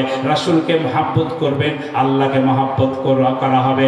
আলেম ওলামাদেরকে ভালোবাসবেন, আল্লাহকে মহাব্বত করা হবে। আর আল্লাহর মহাব্বত যার অন্তরে পয়দা হবে, মৃত্যুকালে আল্লাহ রাব্বুল আলামিনের পক্ষ থেকে রহমতের ফেরেশতারা আমার আপনার মৃত্যুর যন্ত্রণা আল্লাহর পক্ষ থেকে লাঘব করে দেওয়া হবে। ভাইরা আমার, বাবাজিরা আমার, আমার নবীর মৃত্যুর সময় যদি যন্ত্রণা হয়ে থাকে, আমাদের মতো চুটি পাতা এই ধরনের সাধারণ ইমানদার আমাদেরও কত যন্ত্রণা হবে। একটু বুকে হাত দিয়া চোখ দুটি বন্ধ করে একবার চিন্তা করে দেখেন। এই মৃত্যুর যন্ত্রণা থেকে নিজেকে যদি রক্ষা করতে চান, চলে আসেন আল্লাহর কোরআনের পক্ষে, চলে আসেন আলেম ওলামাদের পক্ষে, চলে আসেন ইসলামের পক্ষে। বাতিলি সকল মতবাদ, দুনিয়ার সকল ধান্দা বন্ধ করে দিয়া আল্লাহর কোরআনের পক্ষে রায় দিয়ে দেন। কোরআনের রাজ সমাজে কায়েম করার জন্য এক প্ল্যাটফর্মে ঐক্যবদ্ধ হয়ে যান। ভেদাভেদ ভুলে যান, হিংসা বিদ্বেষ ভুলে যান। আগামী দিনে এই 24-এর অভ্যুত্থানকে যদি সফল কাম করতে হয়, আজকে বিশ্ববাসীর কাছে দেখিয়ে দিতে হবে বাংলার জনগণ জেগে উঠেছে আল্লাহর কোরআনের রাজ কায়েম করার জন্য।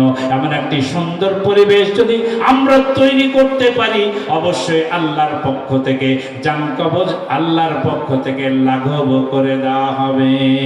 ভাইরা আমার, বাবাজিরা আমার, দুইটা আমলের কথা বলে যায়। প্রতিদিন সকালে অথবা সন্ধ্যায় সূরা ইয়াসিন পাঠ করবেন। যারা সূরা ইয়াসিন বেশি বেশি পাঠ করবে, আল্লাহ নবী বলেছেন ওই ব্যক্তির মরণকালে তার মরণের যন্ত্রণা আল্লাহর পক্ষ থেকে লাঘব করে দেওয়া হবে। আর সূরা মুলক সকাল সন্ধ্যা পাঠ করবেন, কবরের আযাব থেকে আল্লাহর পক্ষ থেকে আপনাকে আমাকে রেহাই দিয়ে দিবে। এই দুইটি সূরা বেশি বেশি করে পড়বেন। শুধু পড়লেই হবে না, ব্যক্তি জীবনে আমল করবেন। শুধু আমল করলেই হবে না, সূরা ইয়াসিন, সূরা মুলক আমাদের রাষ্ট্রে, আমাদের সমাজে বাস্তবায়ন করার জন্য ঐক্যবদ্ধভাবে আমাদেরকে কাজ করতে হবে। আল্লাহ রাব্বুল আলামিন আমাদের প্রত্যেককে যদি কোরআনের পথে চলার যদি তৌফিক দেয়, মরণের কালে রহমতের ফেরেশতারা এসে আমাদের কানের কাছে পড়বে, ইয়া আইয়াতুহান নাফসুল মুতমাইন্না ইরজিই ইলা রাব্বিকি রাদিয়াতাম মারদিয়া ফাদখুলি ফি ইবাদি ওয়াদখুলি জান্নাতি। মুসলমান ঈমান থাকলে আরেকবার দুইখানা হাত তুলে চিৎকার মেরে কান আল্লাহু আকবার। ঘুমায়ে কাজা করেছ ফজর, তখনও জাগনি যখনও জোহর, হেলায় খেলায় কেটেছে আসর, মাগরিবের ওই শুনিয়া যান, জামাতে শামিল হও রে এসাতে, জামাতে শামিল হই রে এসাতে, এখনো জামাতে আছে স্থান, বাজিছে দামামা বাদরে আমামা, শির উঁচু করি মুসলমান। আরেকবার দুইখান হাত তুলে চিৎকার মেরে কান আল্লাহু আকবার। এই মুসলমান, একটা মুসলমান নড়বে না, হাত নামান, কেউ নড়বে না। এখনই আখিরে মোনাজাত হয়ে যাবে। মোনাজাত না করে যাওয়া সবচেয়ে বড় পাগলামি। আল্লাহ আমাদেরকে এই পাগলামি কাজ থেকে হেফাজত করুন। আওয়াজ তুলে পান আমিন। আরো জোরে বলুন আমিন। এই হাফিজিয়া মাদ্রাসা, এই মাদ্রাসাটির জন্য আপনারা দান করেছেন, অর্থ দিয়েছেন, সম্পদ দিয়েছেন। ছাত্র দিতে হবে, ছেলে মেয়ে দিতে হবে। এই মাদ্রাসাটিকে জিন্দা রাখার জন্য মাসিক চাঁদায় আপনার নামটা অন্তর্ভুক্ত করতে হবে। 100 টাকা 200 টাকা এটা কোনো ব্যাপার নয়। চায়ের দোকানে বসলেই চা খেতে, নাস্তা করতে 100 টাকা চলে যায়। হাট বাজার করতে কত টাকা কত দিকে চলে যায়। নিয়ত করুন, আল্লাহর কোরআনকে মহাব্বত করে কোরআনের মাদ্রাসা আমি 100 টাকা করে দেব, 200 টাকা করে দেব। আল্লাহ আমাদেরকে সবাইকে তৌফিক দিন। আওয়াজ তুলে বলুন আমিন। আর জোরে বলুন আমিন। আমি মা বোনদের উদ্দেশ্যে একটা কথা বলতে চেয়েছিলাম, বলবো কি? আওয়াজ তুলে বলেন বলবো। সময় এসেছে জেগে ওঠা। সেই জাগ্রত জনতার কাছে আমি এই মেসেজটি পৌঁছে দিতে চাই। 2025 সালে একটা স্লোগান আমাদের সকলের ঘরে ঘরে পৌঁছে দিতে হবে। এই 2025 সালে একটা স্লোগান হচ্ছে, এই বাংলার মাটি শাহজালাল শাহ মখদুম খান জাহানের মাটি। আওয়াজ তুলে কান ঠিক না বেঠিক? এখানে কোনো রাম বাম এবং মানব রচিত মতবাদের কোনো দালালের দালালি চলবে না। এই দেশে কোনো মানব রচিত মতবাদের দালালি চলবে না। এখানে একমাত্র আল্লাহর কোরআনের পক্ষে চলবে। দেখেন, বিগত 16টি বছরে এত অত্যাচার নির্যাতন করেও কোরআনের পক্ষের মানুষকে কমাতে পারে নাই। যত অত্যাচার নির্যাতন জুলুম করেছে, কোরআনের পক্ষের শক্তি কমেছে না বেড়েছে? হাফিজিয়া মাদ্রাসা কম হয়েছে না বেশি হয়েছে? মাদ্রাসার ছাত্র কমেছে না বেড়েছে? আপনি এদিক ওদিক দেখেন, নুরানিয়া মাদ্রাসা, হাফিজিয়া মাদ্রাসা থেকে বিগত জালেম সরকারের মাথা ঘুরে গেছিল।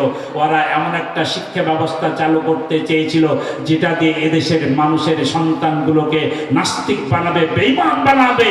কিন্তু এদেশের জনগণ এত সচেতন, ওই শিক্ষা ব্যবস্থাকে আস্থা করে নিক্ষেপ করে দেওয়া বাংলার জনগণ নুরানি মাদ্রাসার দিকে ঝুঁকে পড়েছে। আজকে নুরানি হাফিজিয়া মাদ্রাসায় ছাত্রের কোনো অভাব নাই। পাড়ায় পাড়ায়, মহল্লায় মহল্লায় ব্যাপক হারে মাদ্রাসা তৈরি হচ্ছে। আর প্রত্যেক মাদ্রাসায় খোঁজ নিয়ে দেখেন। আমি রাজশাহী উপশহরের 2 নম্বর সেক্টরে থাকি। একটা সেক্টরে 212টা বাড়ি আছে। এই 200টা বাড়ির মধ্যে 200টা বাড়ির মধ্যে ওখানে আমি গণে দেখেছি 14টা শুধু হাফিজিয়া এবং নুরানি মাদ্রাসা আছে। একটা সেক্টরের কথা বলছি, একটা শহরের একটা পাড়ার কথা বলছি। গোটা রাজশাহী শহর, আমার রাজশাহী শহরে আমরা গণনা করেছি 450 হাফিজিয়া মাদ্রাসা আছে। একটা টাউনের কথা বলছি। এই ধরনের গোটা বাংলাদেশ গণনা করেন, যদি একটা টাউনে হয় তাহলে 64 দিয়ে গুণ করে। আমরা যদি 4000 করে একটা টাউনে বা একটা জেলায় 4000 করে ধরি, তাহলে 64কে 4 দিয়ে গুনলে 4 6 24, প্রায় 2,60,00,000 নাকি 2 লাখ 3 লাখ হয়ে যায়। ধরেন 3 লাখ, তাহলে 3 লাখ হাফিজিয়া মাদ্রাসা সারা বাংলাদেশে আছে। এই 3 লাখ হাফিজিয়া মাদ্রাসায় একটা মাদ্রাসায় যদি ধরুন 30 থেকে 40 গড়ে আমরা ধরি, তাহলে তাকে আবার গুণ করে দেখেন। তাহলে যদি আপনার 4 কোটি হয় মাদ্রাসা, তাহলে 4কে 4 দিয়ে গুণ করে 4 4-এ 16, 1,60,00,000 ছাত্র ছেলে মেয়ে বিভিন্ন মাদ্রাসায় পড়ছে। এই মাদ্রাসার ওস্তাদ ছাত্র সবাই যদি রাজপথে নেমে আসে, এদেশে রাম বাম দাদু বাবুর বাড়ি পালিয়ে যেতে সময় পাবে না, ইঁদুরের গর্ত খুঁজে পাবে না। আওয়াজ তুলে কোন ঠিক না? সেজন্য এদেশ শাহজালাল শাহ মখদুম খান জাহানের দেশ। আমি মা বোনদের এই মেসেজটা দিতে এসেছি, আপনার ছেলেকে নামাজি বানাতে হবে, আপনার ছেলেকে নেককার বানাতে হবে, আপনার ছেলেকে সৎ সন্তান বানাতে হবে। আপনার এই জীবন, আমার এই জীবন যদি ক্ষণস্থায়ী হয়, মরতেই যদি হয়, মরণের পরে আমার ছেলেটা আমার জানাজে যেন পড়াতে পারে, মরণের পরে আমার ছেলেটা যেন 5 ওয়াক্ত নামাজে হাত তুলে বলে রব্বির হামহুমা কামা রব্বায়ানি সাগীরা, বাবা মার জন্য এই দোয়াটা যেন করতে পারে, এমন সুসন্তান তৈরি করার জন্য হাফিজিয়া মাদ্রাসা, নুরানি মাদ্রাসা, ইবতেদায়ী মাদ্রাসা, আলিয়া মাদ্রাসা তৈরি হয়েছে। দলে দলে মাদ্রাসায় ছেলে মেয়েদেরকে ভর্তি করুন। ইসলামের জন্য, কোরআনের জন্য অর্থ দিয়ে, রক্ত দিয়া আমরা আগামী 2025 সালে ইসলামী বিপ্লব সাধন করে দিয়া কোরআনের পক্ষে আমরা একটা গোটা বিশ্বকে চমক লাগায় দিতে চাই। বাংলার আমরা এই 16 কোটি 18 কোটি মুসলমান কোরআনের রাজ কায়েমের মধ্য দিয়া আমরা আগামী দিনে বিশ্ববাসীকে চমক লাগাতে চাই। আওয়াজ তুলে কোন ঠিক কিনা? আল্লাহ আমাদের সবাইকে তৌফিক দান করুন। জোরে বলেন আমিন, আর জোরে বলুন আমিন। প্রিন্সিপাল হুজুর একটু কথা বলবেন, তারপরে দোয়া হয়ে যাবে। বলেছি আমি আর বলার প্রয়োজন নেই। আচ্ছা আমি আর কিছু বলবো না, আমি একটু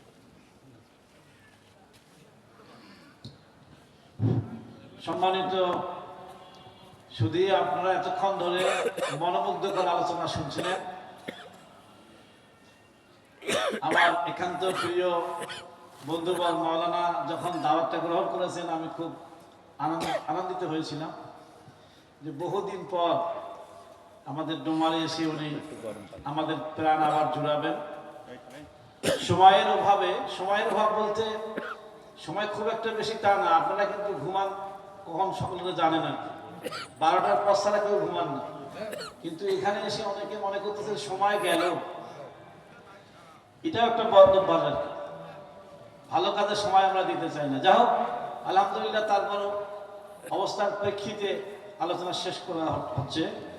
আমি একটা বিষয় শেষ করবো কথা বলে, সেটা হলো হুজুর বলেছেন মাদ্রাসায় ছাত্র বেশি করে দিবেন।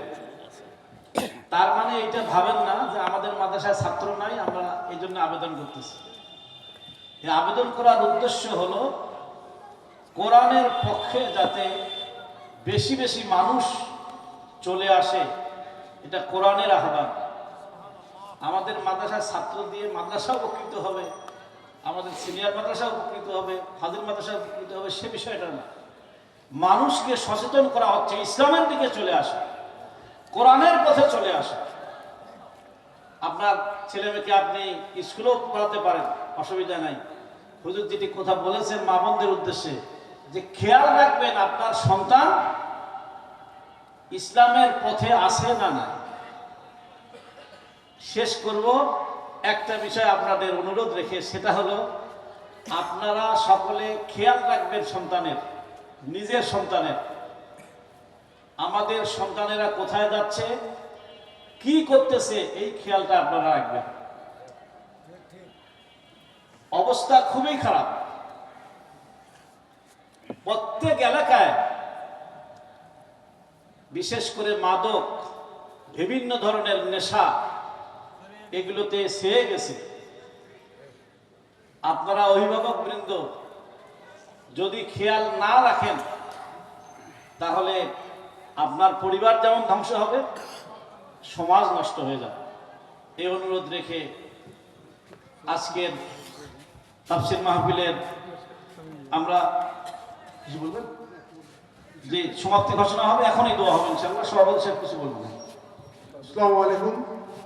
আপনারা এই শীতে কষ্ট করে এই মূল্যবান তফসির শুনলেন, আমরা খুবই খুশি হয়েছি। হুজুরের এই তফসির আমাদের কাজে লাগবে ইনশাআল্লাহ। আমি মুনাজাতের আগে আপনাদের কাছে বিদায় নিতে চাচ্ছি। আমরা মুনাজাতের পরে আমরা সমাপ্তি ঘোষণা আমাদের হবে। আমি আগাম সেজন্য আপনাদের কাছে ক্ষমা প্রার্থনা করছি। কষ্ট করে আসছেন এই জন্য আপনাদেরকে অনেক শুভেচ্ছা, অনেক আল্লাহর কাছে আমরা দোয়া করব এবং হুজুরকে বলবো আমাদের সবার জন্য যেন দোয়া করে, এখানকার বাচ্চাদের জন্য, হাফিজ ছাত্রদের জন্য দোয়া করেন, সাথে সাথে আমাদের নিজের পরিবারের বর্গের জন্য সবার জন্য দোয়া যেন করেন। এবং একজন আজীবন সদস্য শহীদুল্লাহ সাহেব বলে গেছিলেন, উনি অসুস্থ মানুষ, হাঁটতে পারতেছিলেন না, বলছেন যে একটু হুজুরকে বলেন আমার জন্য একটু দোয়া করুন, আজীবন সদস্য। এবং তার সাথে সাথে আরও আজীবন সদস্য যারা আছেন তাদের জন্য দোয়া করবেন। এবং আমরা যারা এই ওয়াজে আসছি, আমরা সবাই আপনার কাছে যাচ্ছি, আল্লাহর কাছে। আল্লাহ যেন আমাদের সবাইকে ভালো থাকার তৌফিক দান করেন। এবং তার সাথে সাথে আমি ব্যক্তিগতভাবে আমার একমাত্র নাতি, তার জন্য দোয়া করবেন। 4 বছর বয়স, আমার 2 মেয়ে, দোয়া করবেন, তাদের জন্য দোয়া করবেন এবং আমার পরিবারের জন্য দোয়া করবেন। আমার শুধু এক বোন থাকে আমেরিকায়, এই মাদ্রাসার জন্য যথেষ্ট সহযোগিতা করেন, তার জন্য দোয়া করবেন। এবং সারা মানুষের জন্য দোয়া করেন, সব মুসলমান ভাই বোনদের জন্য দোয়া করবেন। এখানে শেষ করছি। আসসালামু আলাইকুম ওয়া রাহমাতুল্লাহ। সবাই পড়ুন আস্তাগফিরুল্লাহ রাব্বি মিন কুল্লি যামবি ওয়া আতুবু ইলাইহি লা হাওলা ওয়া লা কুওয়াতা ইল্লা বিল্লাহিল আলিয়্যিল আযীম। সবাই পড়ুন আস্তাগফিরুল্লাহাল্লাযী লা ইলাহা ইল্লা হুয়াল হাইয়ুল কাইয়্যুম ওয়া আতুবু ইলাইহি লা হাওলা ওয়া লা কুওয়াতা ইল্লা বিল্লাহিল আলিয়্যিল আযীম। দুরূদ শরীফ পড়ুন। আল্লাহুম্মা সাল্লি আলা মুহাম্মাদ ওয়া আলা আলি মুহাম্মাদ কামা সাল্লাইতা আলা ইব্রাহিম ওয়া আলা আলি ইব্রাহিম ইন্নাকা হামিদুম মাজিদ। اللهم بارك على محمد وعلى ال محمد كما باركت على ابراهيم انك حميد مجيد. الحمد لله رب العالمين والعاقبة للمتقين والصلاة والسلام على رسوله الكريم. ربنا ظلمنا أنفسنا وإن لم تغفر لنا وترحمنا لنكونن من الخاسرين. পরবর্তীকার রব্বুল আলামিন গুনার বোঝা মাথায় নিয়ে বুক ভরা আশা নিয়ে তোমার শাহী দরবারে হাত তুলেছি রে মাওলা। দয়া করে মায়া করে মেহেরবানি করে জিন্দেগির সমস্ত গুনাহগাতা মাফ করে দাও রব্বুল আলামিন। আমরা গুনাহগার, তুমি গফুর ও গফফার। তুমি যদি মাফ না করবে যাব কোথায়? আল্লাহ তোমার শাহী দরবারে ফরিয়াদ, আমাদের সবাইকে তুমি মাফ করে দাও রব্বুল আলামিন। আয় আল্লাহ, এই ডোমার ইসলামিয়া হাফিজিয়া এবং মুমিনা খাতুন লিল্লাহ বোর্ডিং এর হাফেজ ছাত্রদের উদ্দেশ্যে আজকের এই তাফসীর মাহফিলে এই সন্ধ্যা থেকে এখন পর্যন্ত এই মাহফিলে যারা এত সুন্দর আয়োজন করেছে, অর্থ দিয়েছে, টাকা দিয়েছে, আর যত শ্রোতা এবং বক্তায় ময়দানে হাজির হয়েছে, কাল কিয়ামতে মুসিবতের দিনে ওগো মাওলা এই কোরআনের মাহফিলখানা আমাদের সকলের নাজাতের জরিয়া বানিয়ে দাও।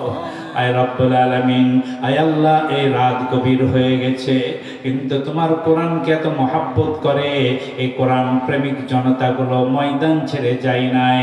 এটা যদি একমাত্র কোরআনের মহাব্বতে হয়ে থাকে, এই ওসিলায় কিয়ামতের মাঠে কোরআন যখন বলবে ইয়াকুলুল কোরআন ইয়াউমাল কিয়ামতি আইয়ু রব্বি মানাতুন নাওমা বিল্লাইলি, কিয়ামতের মাঠে কোরআন বলবে মাওলা গো, এদের রাতের আরামকে হারাম করে ঘুমকে হারাম করে এই মানুষগুলোকে গভীর রাত পর্যন্ত তোমার মাদ্রাসায় বসিয়ে রেখেছিলাম। এরা কোরআন প্রেমিক মানুষ, আল্লাহ এদেরকে বিনা হিসেবে জান্নাত দিয়ে দাও রব্বুল আলামিন। কোরআন যেদিন তোমার আরশে সুপারিশ করবে, ওই সুপারিশের তালিকায় আমাদের সকলের নামখানা অন্তর্ভুক্ত করে নাও রব্বুল আলামিন। আয় আল্লাহ, এই মাদ্রাসার সম্মানিত সভাপতি ডাক্তার ফিরোজ আলম চিনু ডাক্তার, আল্লাহ তুমি তাকে নেক হায়াত দান করে দাও, তার পরিবারকে আল্লাহ নেক হায়াত দান করে দাও। সহ সভাপতি জনাব নূর হক এবং আব্দুল হাকিম সহ অন্যান্য যারা আমন্ত্রিত অতিথি এবং বরেণ্য অতিথি, প্রধান অতিথি, বিশেষ অতিথি হিসাবে এই মাহফিলে যারা সহযোগিতা করেছেন, কিয়ামতের মাঠে মুসিবতের দিনে এই মাহফিল আমাদের সকলের নাজাতের জরিয়া বানিয়ে দাও রব্বুল আলামিন। আয় আল্লাহ, আমাদের অনেকের পিতা অনেকের মাতা অন্ধকার কবরে শুয়ে আছে রে মাওলা, পিতা মাতার কবরগুলো রিয়াজুল জান্নাহ বানিয়ে দাও। বাবা মার জন্য যেই দোয়া শিখাইয়াছো, আমরা সবাই মিলে সেই দোয়া তোমার দরবারে ফরিয়াদ করি। সবাই একসাথে আমার সাথে পড়েন, রব্বির হামহুমা কামা রব্বায়ানি সগীরা। নারী পুরুষ ছোট বড় সবাই একসাথে বলেন, রব্বির হামহুমা কামা রব্বায়ানি সগীরা। আল্লাহ, ছোটকালে ছোট বাবা মা যেভাবে আদর সহগ দিয়ে আমাদেরকে লালন পালন করেছে, বিছানায় পেশাব করে দিয়েছি, মায়ের জামা কাপড়ে পায়খানা করে দিয়েছি, মা জননী একদিনও রাগ করে বিছানা আলাদা করে নাই, ওই ঠান্ডা বিছানায় বুকে জড়িয়ে ধরে রেখেছে। ওই মা জননী আজ অন্ধকার কবরে একাকী শুয়ে আছে। আমরা লেপ কাঁথা নিয়ে আরাম আয়েসে ঘরে শুয়ে থাকি, আর ওই মাটির অন্ধকার ছোট্ট ঘরে আমার বাবা শুয়ে আছে, মা শুয়ে আছে। আরে মাওলা, পিতা মাতার কবরখানা রিয়াজুল জান্নাহ বানিয়ে দাও রব্বুল আলামিন। এই ডোমার ইসলামিয়া হাফিজিয়া মাদ্রাসায় যেসব ছেলেরা লেখাপড়া করে, আল্লাহ তুমি তাদের নেক হায়াত বাড়িয়ে দাও, সকলকে হক্কানে আলেম হাফেজ বানিয়ে দাও। আজকে 3 জন ছেলের মাথায় পাগড়ি দেওয়া হয়েছে, এদেরকে কোরআনের মুজাহিদ হিসাবে কবুল করে নাও আল্লাহ। আগামী দিনে বড় আলেম তাদেরকে বানিয়ে দাও রব্বুল আলামিন। আয় আল্লাহ, এই মাদ্রাসায় যারা দান করেছেন এবং যারা নিয়মিত রেগুলার দাতা হয়ে গেছেন, আল্লাহ কাল কিয়ামতে মাহফিল খানা, এই মাদ্রাসা খানা আমাদের সকলের নাজাতের জরিয়া বানিয়ে দাও। আয় আল্লাহ, পাশে কবরস্থান রয়েছে, এই কবরস্থানে যত মায়ের শুয়ে আছেন নাম জানা অজানা, আশেপাশে যত গোরস্থান কবরস্থান রয়েছে নাম জানা অজানা সকল মুসলিম নরনারীর কবরগুলোকে রিয়াজুল জান্নাহ বানিয়ে দাও। এই মাহফিলে যারা অর্থ দিয়েছে, টাকা দিয়েছে, তাদের আত্মীয় স্বজন যারা কবরে শুয়ে আছে, সকল কবরবাসীর কবরগুলোকে রিয়াজুল জান্নাহ বানিয়ে দাও। যাদের অর্থে যে সব দাতা প্রতিষ্ঠাতা এই আলিয়া মাদ্রাসা হাফিজিয়া মাদ্রাসা করার জন্য জায়গা দিয়েছে, অর্থ দিয়েছে, আজকে তারা অন্ধকার কবরে চলে গেছে। ওগো মাওলা, আজকের মাহফিলের সবটুকু তাদের কবরে বকশিশ করে দাও। আদম আলাইহিস সালাম থেকে শুরু করে আজ পর্যন্ত